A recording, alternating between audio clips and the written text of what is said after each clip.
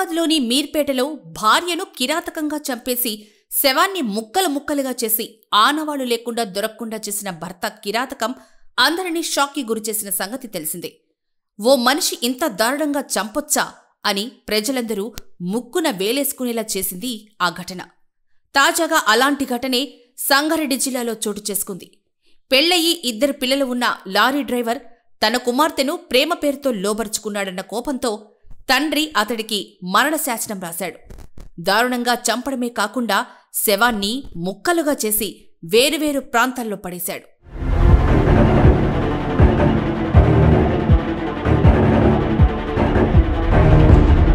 వివరాల్లోకి వెళితే నిజాంపేట మండలం నాగధర్ రామ్చందర్ తండాకు చెందిన ఆంగోత్ దశరథ్ సంగారెడ్డిలోని ఓ షుగర్ ఫ్యాక్టరీలో లారీ డ్రైవర్గా పనిచేస్తున్నాడు. అతడికి భార్య, 2 పిల్లలు ఉన్నారు. 3 రోజుల క్రితం బైక్పై స్వగ్రామానికి బయలుదేరిన దశరథ్ తిరిగి ఇంటికి రాకపోవటం, ఫ్యాక్టరీకి కూడా వెళ్లకపోవడంతో భార్య తెలిసిన వాళ్లను ఆరా తీసింది. ఫోన్ కూడా స్విచ్ ఆఫ్ వస్తూ ఉండడంతో సంగారెడ్డి రూరల్ పిఎస్లో ఫిర్యాదు చేసింది. దీంతో పోలీసులు 2 రోజుల క్రితం మిస్సింగ్ కేసు నమోదు చేసి గాలింపు చేపట్టారు. అయితే శనివారం నిజాంపేట్ మండలంలోని మెగ్యానాయక్ తండాకు చెందిన గోపాల్ అనే వ్యక్తి దశరథ్ను తానే హత్య చేశాను అని నారాయణఖేడ్ స్టేషన్లో లొంగిపోయాడు.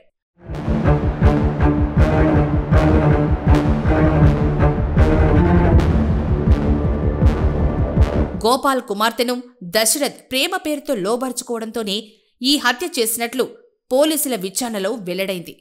దశరథ్కు తన కుమార్తెతో ఫోన్ చేయించి మెఘ్యానాయక్ తండా శివార్లోని అడవి ప్రాంతానికి రప్పించిన గోపాల్ అక్కడ అతడితో గొడవ పడ్డాడు. పెళ్లయ్యి 2 పిల్లలున్నవాడివి, నా కూతురి జీవితాన్ని ఎందుకు నాశనం చేస్తున్నావంటూ నిలదీశాడు. దీంతో ఇద్దరూ గొడవ పడగా గోపాల్ కోపంతో దశరథ్ని బండరాయితో కొట్టి చంపేశాడు. అనంతరం మృతదేహంపై పెట్రోల్ పోసి నిప్పంటించగా శవం పూర్తిగా కాలలేదు. దీంతో దాన్ని ముక్కలు ముక్కలుగా నరికి వేరువేరు ప్రాంతాల్లో పడేశాడు.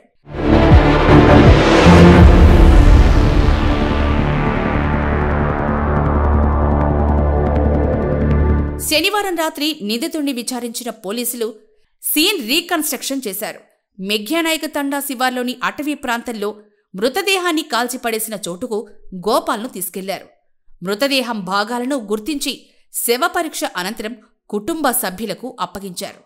కేసును పూర్తి స్థాయిలో విచారించిన తర్వాత పూర్తి వివరాలు వెల్లడిస్తామని పోలీసులు తెలిపారు.